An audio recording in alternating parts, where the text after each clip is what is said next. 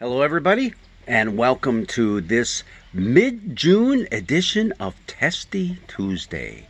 Yep, I want you to think way back on those Sunday school days, those wonderful Sunday school days when you learned all the nice, cool stories of the Old Testament, like David killing Goliath. Wow, that's a story we teach our kids? Yeah. We like talking about cutting off the head of a giant and dragging it to Jerusalem. I think what we do is we kind of sugarcoat the stories and we don't tell the whole thing, but the whole thing is right there in Scripture, especially when you're looking at 1 Samuel, the 17th chapter, which is one of the alternate readings for this coming up Sunday. And I mean one of the alternate readings because we have two alternate readings from the Older Testament. In our congregation, we're going to use the one from Job, but the one from 1 Samuel is a continuation of the story of not only the prophet Samuel, but also Saul and David. So you have that going on. And now David enters the picture.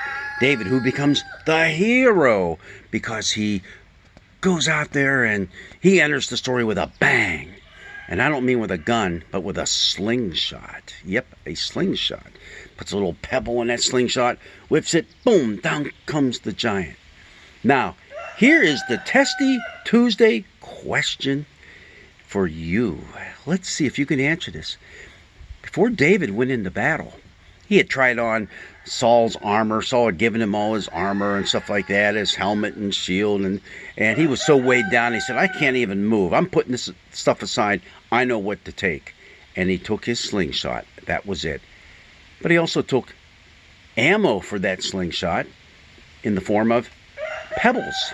Pebbles that he reached down into the little stream there and put them in his shepherd's bag, and off he went. The question is, how many pebbles did he take? Do you know the answer even if I don't give you some choices?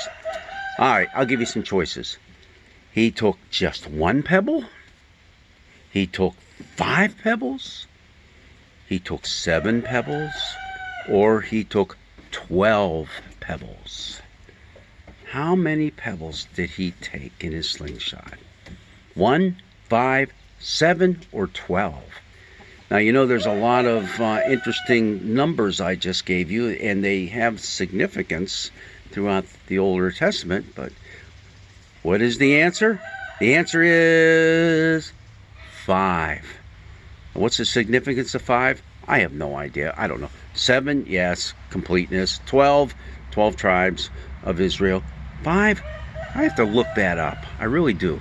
I'm not really sure. But he took 5 smooth pebbles. And as he approached the Philistines, Goliath was basically laughing at him, saying, why did they send out a dog to fight me? And David says, dog? Boom, right smack in the middle of the head. Down goes Goliath.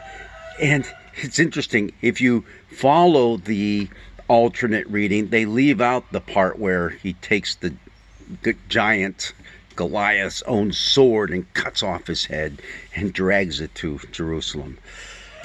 Man, that's the type of thing we like to tell our little grade school kids, isn't it? Yeah.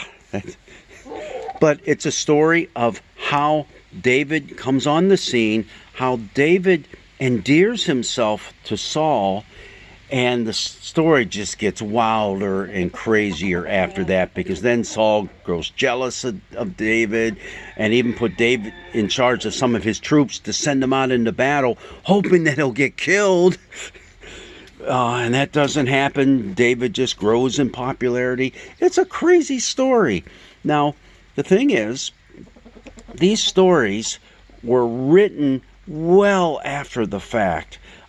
You're talking 1200 BCE all the way to about 600, and that's what the Deuteronomic history covers, all that period of time. But these stories are actually written down in the 6th and 7th centuries BCE. So this is a long time after the fact, and they're a collection of stories that were put together in some ways kind of haphazardly, but they were meant to be teaching stories. There's a lesson in there for us, and the lesson for this one is, well, we're not exactly 100% sure, but you can see some things in there to talk about trusting in God. And what David had done, he had called out to the Philistine saying, hey, it's really not me that's doing this. It's God that's going up against you this day.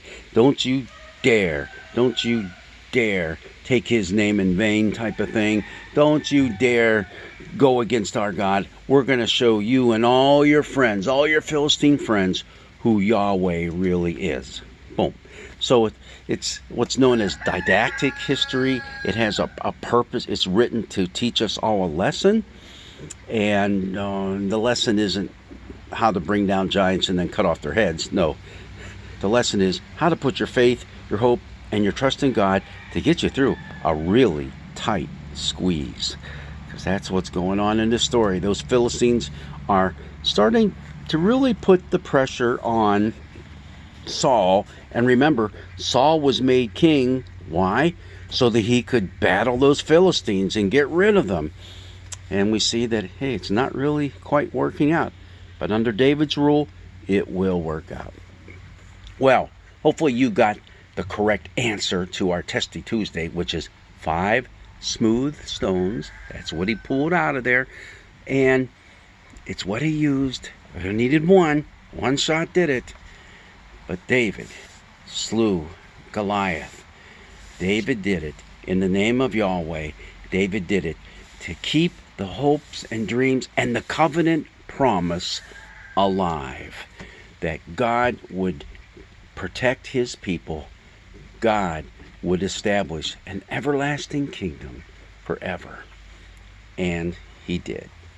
God's blessings be with you. And see you next week on Testy Tuesday. Let's see what it holds for you and for me. God's blessings be with you.